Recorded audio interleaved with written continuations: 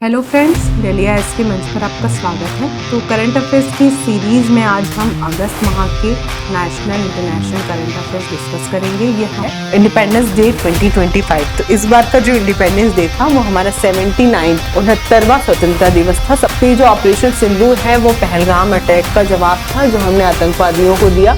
ये भारत की quick and targeted response की जो पॉलिसी है उसको दर्शाता है कि प्रधानमंत्री विकसित भारत रोजगार योजना। तो ये जो योजना है ये एक रोजगार प्रोत्साहन की योजना है जो देश में एम्प्लॉयमेंट को बढ़ाने के लिए पहली बार उन्होंने कहा है कि मेक इन इंडिया के तहत हम 2025 तक अपना खुद का सेमीकंडक्टर चिप बनाने में सक्षम होंगे। रिपोर्ट में जो सबसे शीर्ष प्रदर्शनकर्ता देश हैं वो है फिनलैंड, स्वीडन और डेनमार्क। ये टॉप 3 नेशंस है। हेलो फ्रेंड्स, डेलिया एस के मंच पर आपका स्वागत है। तो करंट अफेयर्स की सीरीज में आज हम अगस्त माह के national international current affairs discuss करेंगे। ये हमारी सीरीज जो नेशनल सीरीज है उसका सेकंड पार्ट है। तो इस जो अगस्त महीने में बहुत सारे इंपॉर्टेंट इवेंट्स हुए, लेकिन सबसे इंपॉर्टेंट इंडिपेंडेंस डे हो जाता है। इंडिपेंडेंस डे की थीम से लेके जो योजनाएं और जो लक्ष्य हैं वो सभी हमारे एग्जाम के लिए, प्री हो, मेंस हो, वनडे हो, सभी के लिए इंपॉर्टेंट हो जाता है। तो सबसे पहले हम उसी टॉपिक को डिस्कस करें, इंडिपेंडेंस डे 2025। तो इस बार का जो इंडिपेंडेंस डे था वो हमारा 69वां स्वतंत्रता दिवस था। सबसे पहले तो आप ये याद रखेंगे, इस बार जो है हमने हमारी जो थीम थी वो थी न्यू इंडिया। अब ये न्यू इंडिया इसलिए है क्योंकि भारत ने पिछले वर्ष विकसित भारत 2047 का लक्ष्य रखा था। उस लक्ष्य को पूरा करने के लिए हमारे इंडिया को बदलना होगा, प्रोग्रेस की तरफ जाना होगा। तो ये जो प्रोग्रेसिव इंडिया है यही है न्यू इंडिया। तो before the talking about schemes and goals, हम देखेंगे कि इस वर्ष जो है स्वतंत्रता दिवस के कुछ इंपॉर्टेंट पॉइंट्स रहे, कुछ रिकॉर्ड्स रहे जो हमें याद रखना जरूरी है। वो पहला ये है कि हमारे जो वर्तमान प्रधानमंत्री हैं मोदी जी, उन्होंने 12वीं बार जो लाल किले है वहां से स्वतंत्रता दिवस पर झंडा फहराया। तो 12वीं बार स्वतंत्रता दिवस पर लाल किले से झंडा फहराने वाले वो पहले प्रधानमंत्री रहे। दूसरा ये इंपॉर्टेंट है कि इस बार उन्होंने जो भाषण दिया वो 101 मिनट का भाषण था। तो ये अब तक का इंडिपेंडेंस डे पे दिया जाने वाला सबसे लंबा भाषण था। तो ये दोनों ही फैक्ट हमारे लिए बहुत इंपॉर्टेंट हो जाते हैं क्योंकि दोनों ही हमारे देश में नए रिकॉर्ड कायम करते हैं। इसके बाद हम देखेंगे जो इस वर्ष हमने स्कीम्स के बारे में बताया, गोल्स के बारे में प्रधानमंत्री जी ने बताया। तो सबसे पहले उन्होंने चर्चा की ऑपरेशन सिंदूर पर। तो ये जो ऑपरेशन सिंदूर है वो पहलगाम अटैक का जवाब था जो हमने आतंकवादियों को दिया। ये भारत की क्विक एंड टारगेटेड रिस्पांस की जो पॉलिसी है उसको दर्शाता है कि अब इंडिया चुप बैठने वालों में से नहीं है। अगर आतंकवाद देश में फैलेगा या कोई देश उस पर सहयोग करेगा तो भारत क्विक और टारगेटेड रिस्पांस देगा। साथ ही इसके बाद इंडिया जो है वर्तमान में zero tolerance to nuclear blackmail की नीति पर भी आगे बढ़ रहा है कि हम न्यूक्लियर ब्लैकमेल को भी बिल्कुल भी बर्दाश्त नहीं करेंगे। सेकेंड, इसी ऑपरेशन से पहले एक घोषणा हुई थी कि हम सिंधु जल संधि जो 1960 में साइन हुई थी उसको हम सस्पेंड कर रहे हैं। तो ये जो सिंधु जल संधि है वो भारत और पाकिस्तान के बीच हुई थी। जो इंडस रिवर है उसके वाटर को डिवाइड करने की ट्रीटी थी कि जो उसकी पूर्वी नदियां हैं जो कि रावी, व्यास, सतलज है उसका उपयोग भारत करेगा और जो पश्चिमी नदियां हैं झेलम, चिनाब और सिंधु उसका उपयोग पाकिस्तान करेगा। तो इंडस रिवर का, सिंधु नदी का लगभग 80% जल का उपयोग जो है वो पाकिस्तान करेगा इसमें, और 20% वाटर का उपयोग इंडिया करेगा। तो ये ट्रीटी हुई थी जिसको अब हम सस्पेंड कर रहे हैं और प्रधानमंत्री जी ने ये बताया कि इस ट्रीटी को हम सस्पेंड ही रखेंगे, इससे हम दोबारा बहाल नहीं करेंगे। क्योंकि उन्होंने इसका कारण ये बताया कि पाकिस्तान की ओर से लगातार टेररिज्म को सहयोग दिया जा रहा है। तो ऐसे में वो कहते हैं कि खून और पानी दोनों एक साथ नहीं बह सकते। तो ये मैसेज देकर उन्होंने कहा कि जो सिंधु जल संधि है वो निलंबित ही रहेगी। मिशन सुदर्शन, थर्ड है मिशन सुदर्शन। तो मिशन सुदर्शन इसलिए लाया जा रहा है कि वर्तमान में जो अटैक्स हैं वो आर्मी अटैक से ज्यादा साइबर अटैक हो रहे हैं।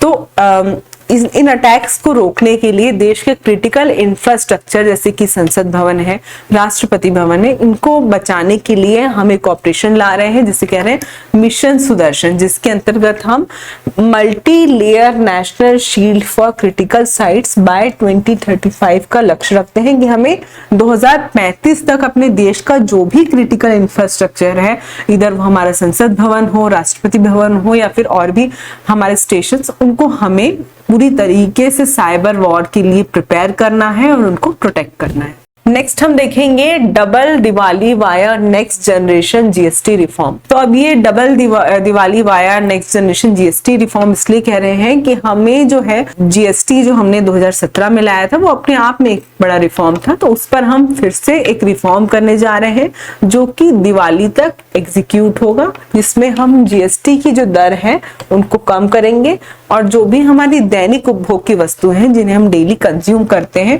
उन पर जीएसटी जो है हम कम करके लोगों में परचेसिंग पावर बढ़ाएंगे। तो इसका उन्होंने घोषणा की। और नेक्स्ट अगर हम देखेंगे तो उन्होंने एक स्कीम के बारे में बताया, प्रधानमंत्री विकसित भारत रोजगार योजना। तो ये जो योजना है ये एक रोजगार प्रोत्साहन की योजना है जो देश में एम्प्लॉयमेंट को बढ़ाने के लिए, स्पेशली जो प्राइवेट सेक्टर है वहां एम्प्लॉयमेंट को जनरेट करने के लिए, बढ़ाने के लिए लाई जा रही है। तो इस योजना में सबसे पहले इसका उद्देश्य अगर हम देखेंगे तो 1 अगस्त 2025 से 31 जुलाई 2027 तक हमें 3.5 करोड़ नौकरियों का सृजन करना है, अर्थात हमें 3 साल में 3.5 करोड़ जो जॉब्स हैं उनको जनरेट करना है, इसका ये लक्ष्य है। अगर इसी के आगे हम देखेंगे तो इस लक्ष्य को हम पूरा कैसे करेंगे, तो इसके अंतर्गत हम पहली बार जो प्राइवेट सेक्टर में युवा पहली बार जॉब करने जा रहे हैं, जिन्हें पहली बार एम्प्लॉयमेंट मिला है, उन्हें 15,000 रुपए का गवर्नमेंट अपनी तरफ से रिन्यूमरेशन देगी। और जो कंपनी पहली बार नए लोगों को एम्प्लॉयमेंट दे रही है उन्हें पर एम्प्लॉय 3,000 रुपए का उनको प्रोत्साहन देगी। तो ये इस योजना में 15,000 रुपए जिन्हें एम्प्लॉयमेंट मिल रहा है और 3,000 रुपए जो एम्प्लॉयमेंट दे रहे हैं उनको सरकार वित्तीय प्रोत्साहन देगी, जिससे कि देश में एम्प्लॉयमेंट का जनरेशन ज्यादा हो और ये जो लक्ष्य हमने रखा है वो पूरा हो सके। नेक्स्ट हम देखेंगे दाम कम दम ज्यादा योजना। तो अब ये अपने नाम से क्लियर है कि दाम कम दम ज्यादा मतलब किस चीज का हमें प्राइस कम करना है और उसकी क्वालिटी को बढ़ाना है। तो ये हमारे मेक इन इंडिया का ही प्रमोशन है या फिर भाग है, जिसमें हमने भारत में बनने वाली चीजों की गुणवत्ता को बढ़ाना है और कम प्राइस में उन्हें लोगों तक पहुंचाना है। ये जो मतलब घोषणा है वो टैरिफ के प्रभाव से बचने के लिए लाई गई कि अब हमें धीरे धीरे आत्मनिर्भर बनना है और अपने देश में ही क्वालिटी और क्वांटिटी दोनों ही प्रोडक्ट जो है वो जनरेट करने हैं, तो जिससे जो भारत की इकोनॉमी है वो इंपोर्ट बेस के साथ एक्सपोर्ट बेस बन जाए। नेक्स्ट देखेंगे chips by the end of 2025। तो भारत में जो है अभी तकनीकी क्षेत्र बहुत आगे बढ़ रहा है। अब हम मोबाइल फोन के सेकेंड प्रोड्यूसर बन गए हैं। तो इन मोबाइल फोन में जो लगने वाली चिप्स हैं वो सेमीकंडक्टर्स में बहुत ज्यादा चाहिए होते हैं, सिलिकॉन चिप्स की हमें जरूरत होती है। तो अब जो ये सेमीकंडक्टर क्षेत्र है इसमें हमें आत्मनिर्भर बनना है। तो पहली बार उन्होंने कहा है कि मेक इन इंडिया के तहत हम 2025 तक अपना खुद का सेमीकंडक्टर चिप बनाने में सक्षम होंगे और साथ ही एक घोषणा की है कि आगामी समय में हम 4 नए सेमीकंडक्टर प्लांट लगाएंगे। तो ऐसा लक्ष्य रखा गया है, chips by the end of 2025, ये आप याद रखेंगे। नेक्स्ट हम देखेंगे, हम रक्षा क्षेत्र में आत्मनिर्भरता की भी बात करते हैं, क्योंकि किसी भी इमरजेंसी के लिए हमें हमारा जो देश है वो पड़ोसी देशों पर निर्भर न रहे। कोई भी इमरजेंसी, कोई भी क्रिटिकल सिचुएशन आए तो हमारा रक्षा क्षेत्र खुद ही इतना सक्षम हो कि हम दुश्मन का सामना कर सकें। इसके लिए हमें सबसे ज्यादा जेट इंजन्स के निर्माण को बढ़ाना होगा। सेकेंड, हम डेडिकेटेड डिफेंस कॉरिडोर्स पर काम कर रहे हैं। देश में ऐसे 2 डेडिकेटेड डिफेंस कॉरिडोर जो है वो प्रगति पे है, बनना स्टार्ट हो गए हैं। तो वैसे कौन सी 2 जगह है वो आप कमेंट बॉक्स पे बताएंगे। थर्ड, हम सोलर पीवी मॉड्यूल्स पर भी काम कर रहे हैं कि इस क्षेत्र में हम आत्मनिर्भर हो जाएं। इसके बाद अगर हम देखेंगे तो हमने जो ऊर्जा क्षेत्र में है उस क्षेत्र में हमने बहुत ज्यादा प्रगति की है। हम आत्मनिर्भर हो गए हैं समय से पहले।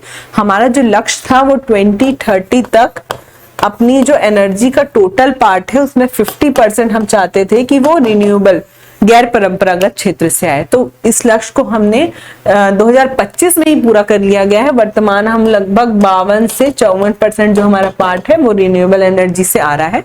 तो ये लक्ष्य हमने पूरा किया। इस क्षेत्र में भारत की अचीवमेंट को बताया गया। नेक्स्ट हम देखेंगे सरकारी सुधार। तो सरकारी सुधार के अंतर्गत हमने ये इस वर्ष जो है 1 जुलाई 2024 से जो हमारे आईपीसी थे, सीआरपीसी थे, उसके स्थान पर हमने बीएनएसएस और जो भारतीय साक्ष्य संहिता है उनको लाया है। तो इस कानून के आने के बाद क्या हुआ है कि जो साइबर अटैक्स हो रहे हैं, मॉब लीचिंग जैसी घटनाएं हैं, इसके लिए नए कानून बने हैं और साथ ही जीरो एफआईआर जैसी सुविधाएं देश में बढ़ गई हैं। डिजिटल एफआईआर को हम मान्यता दे रहे हैं, डिजिटल साक्ष्य को हम मान्यता दे रहे हैं। तो जिससे क्या हो रहा है कि जो कानून व्यवस्था बहुत ज्यादा लचीली हो गई है और देश में न्याय आम आदमी के लिए बहुत सुलभ हो गया है। नेक्स्ट हम देखेंगे, इसी का एक पार्ट है जो 15 अगस्त को हमने घोषणा की थी जीएसटी सुधार पे। 16 और 17 अगस्त पर उस पर एक न्यूज आई थी कि जो जीएसटी सुधार है 2.0, जिसे कह रहे हैं जीएसटी 2.0। तो जीएसटी अपने आप में, जैसे हमने बताया कि एक सुधार था, लेकिन समय समय पर हम टैक्स स्ट्रक्चर या टैक्स रेट में देश में सुधार करते हैं। तो वो इसी का पार्ट है जीएसटी 2.0। तो इसके अंतर्गत ये बताया गया है कि जीएसटी जिसके 4 स्लैब्स थे, 5%, 12%, 18%, 28%, वर्तमान इसे 2 स्लैब 5% और 18% में ही डिवाइड किया गया है, जिसमें हम 12% को 5% में और 28% को 18% में मर्ज कर रहे हैं। अब ये मर्जर क्यों हो रहा है? क्योंकि हमें भारत की जो इकोनॉमी है उसमें गतिशीलता लानी है। हमारा जो मार्केट है, अभी सुधार क्यों हो रहा है? क्योंकि हमें भारत की इकोनॉमी में ज्यादा से ज्यादा ग्रोथ रेट लानी है, लोगों की परचेसिंग पावर को बढ़ाना है। साथ ही एक और कारण ये है कि जो 12% टैक्स लगता था वो हमारे पैक्ड फूड पे, डेयरी प्रोडक्ट्स में लगता था। अभी जो पैक्ड फूड और डेयरी प्रोडक्ट्स है वो आम आदमी की जरूरत बन गई है। भारत में न्यूट्रिशन का बहुत बड़ा सोर्स है, तो इस पर बहुत ज्यादा टैक्स लगाकर हम कहीं ना कहीं भारत में न्यूट्रिशन को हैम्पर कर रहे थे। तो इस चीज के लिए हमने इस पे टैक्स कम किया है। और दूसरा ये है कि जो हम electronic products like AC, fridge, इस पर 28% जो हम टैक्स लगा रहे थे वो हम इसलिए लगा रहे थे क्योंकि ये लग्जरी आइटम्स में आते थे। लेकिन वर्तमान में जिस प्रकार से ग्लोबल वार्मिंग बढ़ रही है तो एसी और फ्रिज कोई लग्जरी चीज नहीं है, हमारी आम आदमी की जरूरत की चीजें बन गई है। तो इसीलिए हमने इस पर भी टैक्स को कम किया है। अब ये टैक्स को कम करने से क्या होगा? टैक्स रेट में स्थिरता आएगी और टैक्स भरने में भी लोगों को आसानी होगी। इसके बाद हमने अभी जो सुधार हुआ इस पर चर्चा की, लेकिन ये जो सुधार है वो एग्जीक्यूट कैसे होंगे, तो उसका भी एक प्रोसेस है, उस प्रोसेस को हम बताएंगे। तो उसका प्रोसेस ये है कि ये जो सुधार है इसका प्रस्ताव हम राज्यों के फाइनेंस मिनिस्टर्स को भेजेंगे। अब ये जो फाइनेंस मिनिस्टर है इस प्रस्ताव पर चर्चा करेंगे। चर्चा करने के बाद जो जीएसटी काउंसिल है उस पर ये प्रस्ताव रखा जाएगा। जीएसटी काउंसिल में सबकी सहमति से ये प्रस्ताव पारित होगा। तो उम्मीद है कि ये दिवाली तक पूरी तरह से एग्जीक्यूट हो जाएगा। साथ ही हम ये देखेंगे कि टैक्स के जो रिफॉर्म है वो समय समय पर अलग अलग फेजेस में होते आए हैं। तो सबसे पहले फेज में हमने टैक्स के स्ट्रक्चर में सुधार किया। जितने भी इनडायरेक्ट टैक्स थे, जिसे हमने कह रहे हैं जैसे संरचना में सुधार, स्ट्रक्चरल चेंज में हमने टैक्स का जो स्ट्रक्चर है उसको सुधारा। इस सारे इनडायरेक्ट टैक्स को एक टैक्स बनाया जिसे हम कहते हैं one nation one tax, it means GST. Next हम देखते हैं टैक्स रेट्स में सुधार। तो सेकंड फेज में हम जो अभी कर रहे हैं, हमारे जितने भी इनडायरेक्ट टैक्स में बहुत सारे टैक्स स्लैब्स थे, उन स्लैब्स को हम कम कर रहे हैं। अब हमारे पास कितना है? 5% और 18% का टैक्स स्लैब है। नेक्स्ट हम देखेंगे नए रजिस्ट्रेशन को सरल बनाना। तो इसके बाद हम जो स्लैब्स को कम करने के बाद हम जीएसटी का जो रजिस्ट्रेशन है उसको भी बहुत ज्यादा सरल बनाने की कोशिश करेंगे, ताकि आम आदमी को सीए या फिर किसी और के चक्कर ना, ऑफिसेस के चक्कर ना काटने पड़े, वो खुद ही टैक्स अपना आईटी रिटर्न भरने में सक्षम हो। इसके बाद हम देखेंगे कि ये जो बदलाव लाया गया है इसका प्रभाव क्या पड़ेगा। जैसे कि हमने बताया कि ये लाया गया है इसलिए कि हमारी ग्रोथ रेट बढ़े। तो इससे जो भारत की ग्रोथ रेट है, जीडीपी है, वो 0.6 से 0.7% ग्रो करेगी। सेकंड हम देख सकते हैं हमारा जो एमएसएमई सेक्टर है, जो देश में बहुत ही इंपॉर्टेंट है, एम्प्लॉयमेंट जनरेशन में और एक्सपोर्ट में बहुत बड़ा रोल प्ले करता है। तो हमारा जो हमने 12% का टैक्स कम किया, तो उसके बाद हमारा जो एमएसएमई सेक्टर्स हैं उनके प्रोडक्ट्स बहुत बढ़ेंगे। तो प्रोडक्ट्स जनरेशन बढ़ने के साथ साथ उसमें एम्प्लॉयमेंट बहुत ज्यादा बढ़ेगा, तो एमएसएमई सेक्टर में ग्रोथ होगी। थर्ड ये है कि जो आम आदमी है उसकी परचेसिंग परचेसिंग पावर बढ़ेगी तो मार्केट में जो है वो पैसा आएगा। फोर्थ ये है कि हमारा जो कपड़ा उद्योग है उसमें हम टैक्स दरें कम होने से उसमें हम आत्मनिर्भरता की ओर जाएंगे, जिससे भारत को लाभ होगा। तो ये जो है जीएसटी रिफॉर्म की प्रभाव है। इसके बाद हम देखेंगे 10वीं सतत विकास report, 10th sustainable development report 2025। तो सस्टेनेबल डेवलपमेंट अपने आप में बहुत इंपॉर्टेंट टॉपिक हो जाता है। इंडिया और छत्तीसगढ़ इकोनॉमिक सर्वे में से लिख के भी देते हैं और इस पर कई बार मेंस पे ऐसे भी पूछा जाता है, तो इसलिए ये रिपोर्ट हमारे लिए प्री हो या मेंस में इंपॉर्टेंट हो जाती है। तो इस वर्ष की रिपोर्ट जो 2025 में आई है वो जारी करता है SSDN, सस्टेनेबल संयुक्त राष्ट्र समाधान नेटवर्क इसे जारी करता है। और अगर हम इस रिपोर्ट का आउटकम देखेंगे तो इस रिपोर्ट में जो सबसे शीर्ष प्रदर्शन करता देश है वो है फिनलैंड, स्वीडन और डेनमार्क। ये टॉप 3 नेशंस है। अगर हम इंडिया की रैंकिंग देखेंगे तो इंडिया पहली बार टॉप 100 में आए हैं, लेकिन अभी भी जो टॉप 20 के देश हैं उसमें ज्यादातर देश जो है वो यूरोपियन है। इंडिया की रैंकिंग में लगातार सुधार हो रहा है। अगर हम लास्ट ईयर्स की रैंकिंग से कंपैरिजन करेंगे तो 2025 में जहां 99, 2024 में 109 नंबर पे हम थे, 23 में हम थे 112वें नंबर पर और 22 में हम थे लगभग 121 नंबर पर। तो इंडिया जो है लगातार जो सस्टेनेबल डेवलपमेंट इंडेक्स है उस पर सुधार कर रहा है, तो ये अच्छी बात है। लेकिन भारत की अगर हम स्थिति देखेंगे तो हमारे कुछ पड़ोसी देश हैं उसकी तुलना में भारत अभी भी पीछे है, जैसे कि भूटान है 74 नंबर पर, नेपाल है 85 नंबर पर, कुछ देशों से हम आगे हैं जैसे कि बांग्लादेश है, पाकिस्तान है। तो हमें अभी भी इन इंडेक्सेस को पूरा करने के लिए बहुत ही तेज गति से प्रगति करनी होगी। ये तो हमने इंडिया के कॉन्टेक्स्ट में देखा। अगर हम वर्ल्ड के रेफरेंस में देखेंगे तो वर्ल्ड में जो SDG ये जो इंडेक्स है या SDG गोल्स है उनकी क्या प्रगति है। तो एक रिपोर्ट आई है कि लगभग 17% जो सस्टेनेबल डेवलपमेंट गोल्स हैं उन्हीं को हम 2030 तक पूरा कर पाएंगे। ये तो इंडिया की बात हुई। यदि हम वर्ल्ड के रेफरेंस से देखेंगे तो वर्ल्ड में इन गोल्स को पूरे करने की क्या प्रोग्रेस है, तो एक आकलन हुआ है जिससे पता चला है कि लगभग 17% जो गोल्स हैं उन्हीं को हम 2030 तक पूरा कर पाएंगे, जबकि हमें 2030 तक उन पूरे लक्ष्यों को 100% अचीव करना था। तो हमारी जो वर्ल्ड लेवल पे ग्रोथ रेट है वो बहुत ही कम है।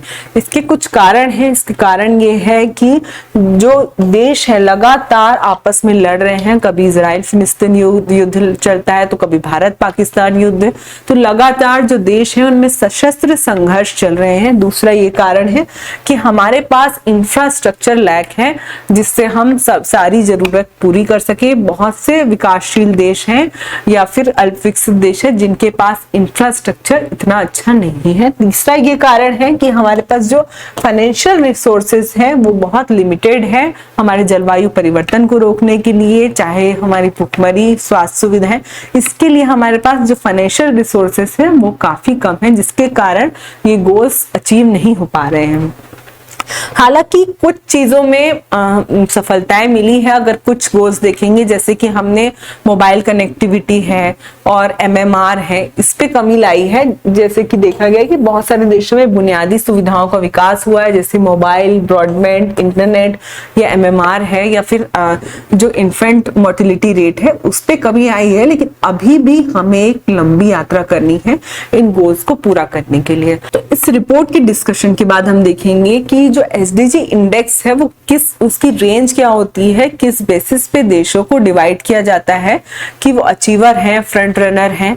तो जो इंडेक्स है वो 0 से 100 तक स्कोर देता है। 0 मतलब सबसे खराब परफॉर्मेंस जिन देशों की होती है, 100 जिन्होंने जो लक्ष्य है इनको पूरा कर लिया। तो इन देश इस स्कोर के अकॉर्डिंग देशों को हम डिवाइड करते हैं। अचीवर वो होते हैं जिनका स्कोर 100 हो जाता है, जो इन गोल्स को पूरा कर लेते हैं। फिर उसके बाद है फ्रंट रनर वे देश हैं जो 65 से 99.99, अभी जो ज्यादातर देश है 99% वो इसी रेंज पे आते हैं। तो इस रेंज के जो देश हैं वो अच्छा प्रदर्शन कर रहे होते हैं। थर्ड है परफॉर्मर। जो परफॉर्मर देश है वो 50 से 64 तक उनका स्कोर होता है। वो हालांकि अच्छा प्रदर्शन कर रहे होते हैं, लेकिन उनकी जो प्रदर्शन करने की या ग्रोथ रेट है वो मध्यम गति की होती है, अर्थात वो मध्यम गति से ग्रो कर रहे हैं इन लक्ष्य को पूरा करने के लिए। फिर है एस्पिरेंट्स, आकांक्षी। तो जो आकांक्षी राज्य हैं उनका जो स्कोर है वो 50 से कम है। ये जो देश हैं वो धीमी गति से प्रगति कर रहे हैं।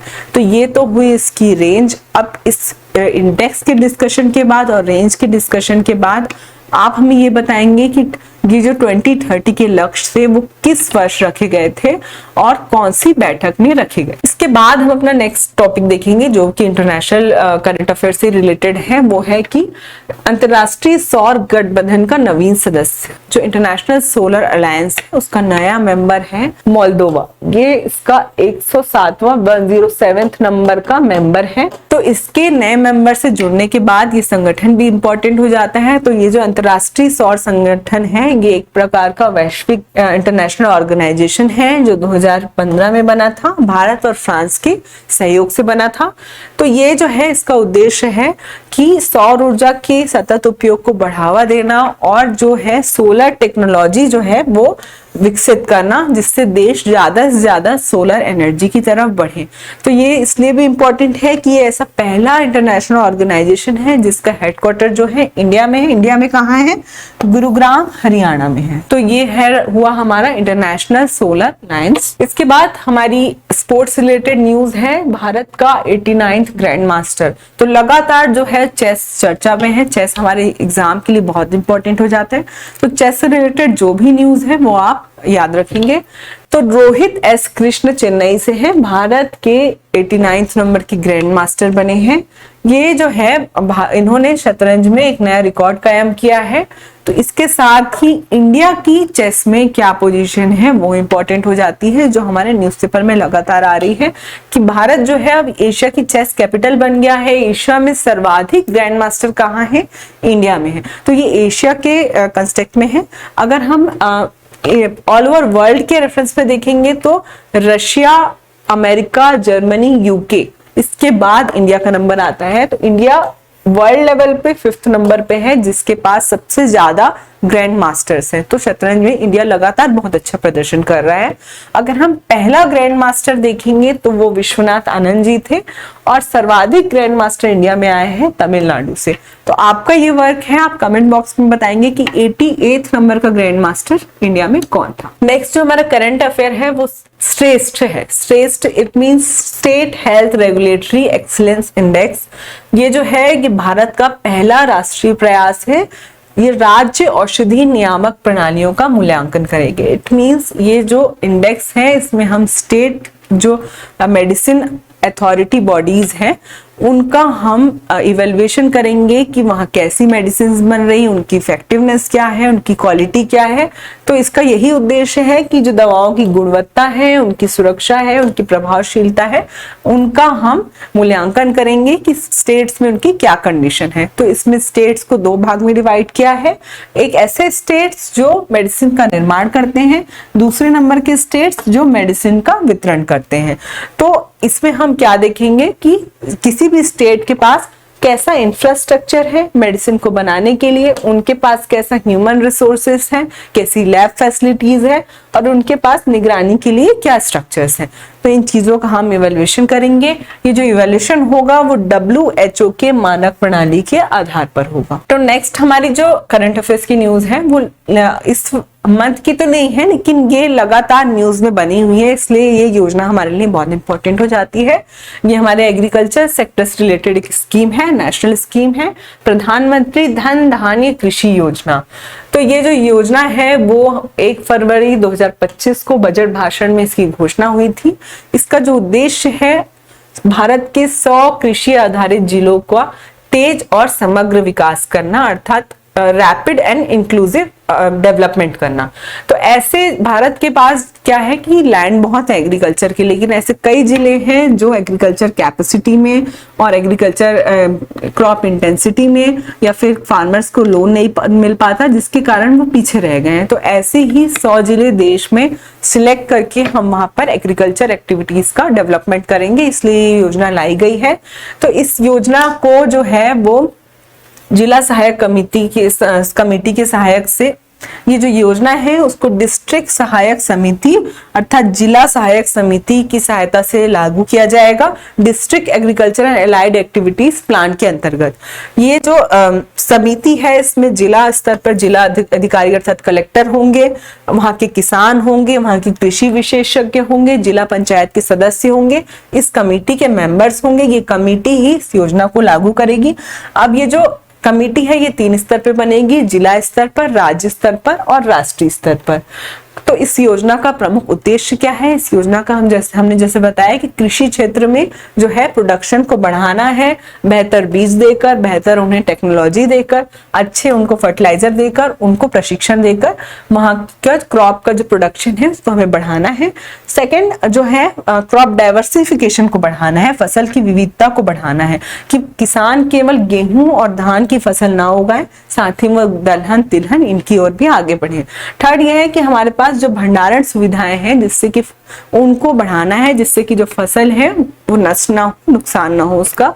फोर्थ ये है कि हमारे पास जो सिंचाई सुविधा है उनको अभी हमें विस्तार करना है, नई नई टेक्नोलॉजीज उनको बतानी है जैसे ड्रिप इरिगेशन, तो जिससे इन जिलों में पूरी तरीके से जो एग्रीकल्चर है उसका विकास होगा और ये जो जिले हैं 100 जिले हैं वो उनकी कृषि उत्पादकता बढ़ेगी। तो ये जो हमारे करंट अफेयर्स थे अगस्त माह के थे। इसके बाद हम अपने छत्तीसगढ़ का सेशन लाएंगे।